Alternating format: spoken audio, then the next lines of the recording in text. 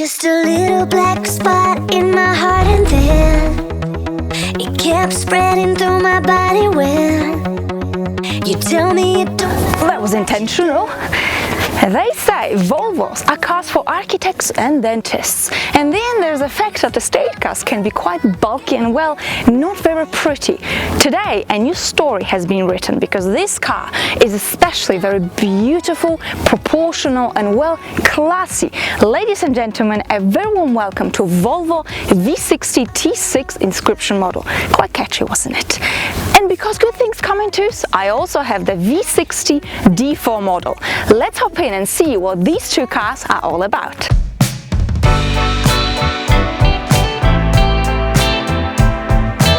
Under the bonnet I've got a 2-litre 4-cylinder petrol engine which produces a whopping 310 horsepower.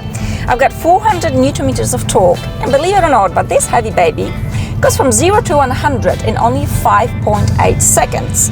The maximum speed is 250 kilometers an hour.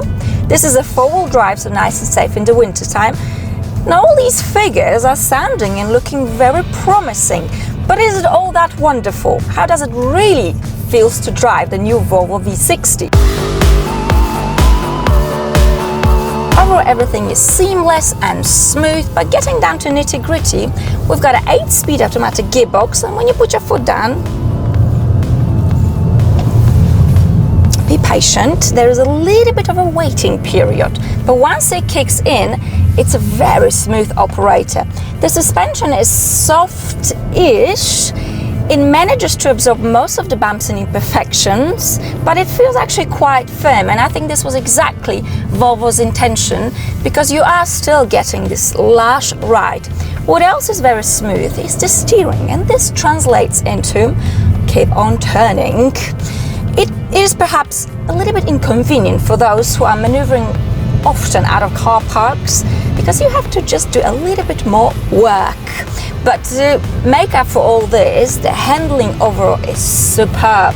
I mean, this car feels heavy at all times, yet on those curvy, very narrow roads like I am today, it just doesn't wobble, it doesn't roll, you feel very planted, and actually you feel very safe on this road.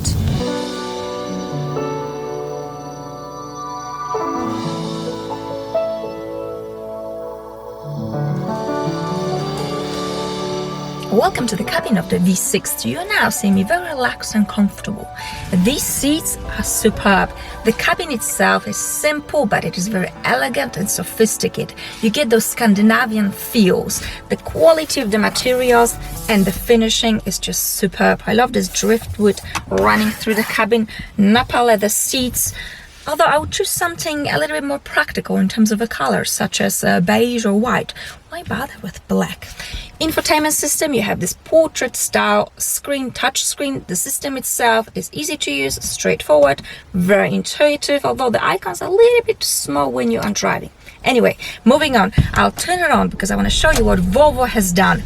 The gear lever actually is very stiff. You need to use some muscles to actually move it, but it really feels like a good old Volvo. Overall, the cabin is just so lovely. And now on to practicality. The visibility in the V60 is very good, including the large rear window. The car overall is very quiet. There's not much wind whistle coming through at all. And now on to petrol consumption. Oh dear. Whatever Volvo is claiming, well, all lies. What you need is a minimum of 10 liters on the motorway and a minimum of whopping 15 liters in the city. This is all acceptable in a Mustang with a V8 engine, but in a 4-cylinder Volvo, I'm not so sure, yet Volvo keeps on insisting building 4-cylinder. Let's see how long this lasts. Situation in the back of the V60? Well, the front seat is adjusted for my height, 1.7 meters, and I still have plenty of legroom. The headroom is also very good, despite having this long, beautiful sunroof, which, by the way, is worth every cent. Let's see if a third person can fit in.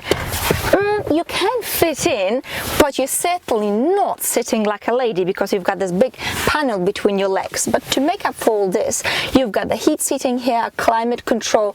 Overall, it's a very spacious and luxurious place to be. So do dentists and architects actually have a bit of fun in their Volvos? Well, I don't think this was exactly the intention of Volvo. The intention was to build a car that's practical, spacious, a luxurious and a very beautiful long-distance cruiser. This car has got enough punch for majority of people.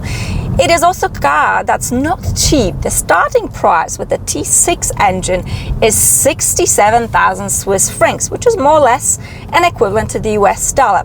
The model I have with me today is very much beefed up and it is worth a whopping 89,000. I am now even more curious how this compares to a lot less powerful but also a lot cheaper diesel.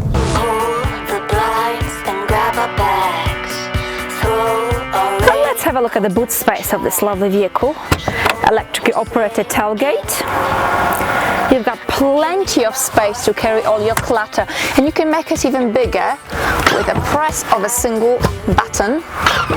There you go, very posh. Slide in, slide out, easy access, and that's enough about the boot.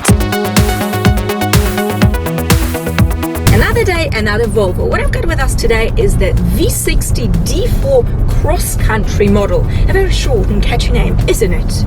In terms of driving dynamics, steering and handling, these two cars are very similar. What is different is, of course, the price. This one is worth 60,000 Swiss francs, which is more or less an equivalent to the US dollar.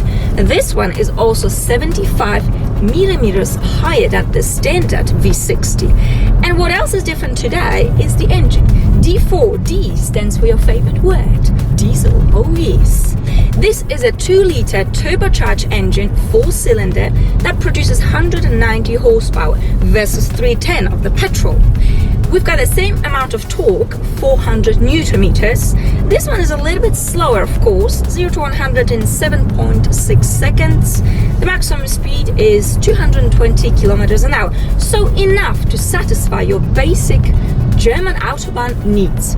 The same drill when it comes to all-wheel drive system and 8-speed automatic transmission. You might be wondering, where am I? I've taken it off-road. I thought, since this is a Volvo, why not? We're gonna check what this car is all about. The cameras are really shaky, the car is getting absolutely filthy, but now I know what you're actually paying for. God, this is good, and this is fun.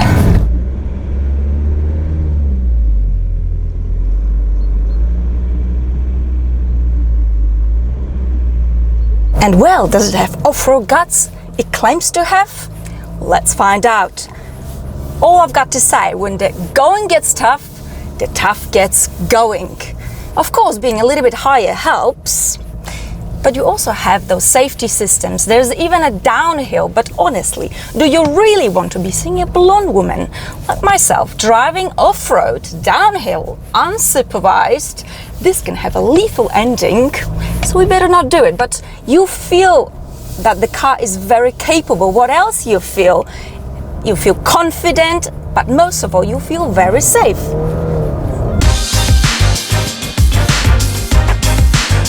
I must admit, before this test, I thought, oh, definitely the strong petrol T6 is what I need in my life.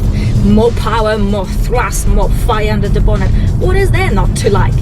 But after driving these two cars side by side, I have to say, I actually think that the diesel is what suits the V60 a lot better. You see, Volvo does not encourage us to drive fast or aggressively, take note some drivers. Unless your ego requires you to get the strong petrol, then by all means. But this diesel's got enough punch for majority of people. It is also quiet and civilized, and it uses half of the fuel that the strong petrol is using. I'm averaging about 8 liters, so it's no brainer. But as always, it's whatever your heart desires. In terms of cross-country or regular V60, well, the cross-country is bulkier, it is cooler, it has also got the softer suspension, which can be felt especially when off-roading. The standard V60 is elegant, it is very sophisticated, But whatever you choose, you see both of these cars are very refined and beautiful in the way they look, but most of it in the way they drive. I really like them. I think it's just a little bit unique. Not another German on the road. Nothing wrong with the Germans, but you see, and you don't have to be an architect or a dentist to enjoy the Volvo to its fullest. It's a wonderful car. I've always enjoyed Volvos, and this is no different. And this brings me to the end of this video. I'm blubbering. I'd like to thank you very much for watching. I hope you have enjoyed it. A big thank you to Sasha from Volvo Switzerland for lending me this car. As always, I look forward to your comments and your questions. Don't give me a hard time about diesel. I love it.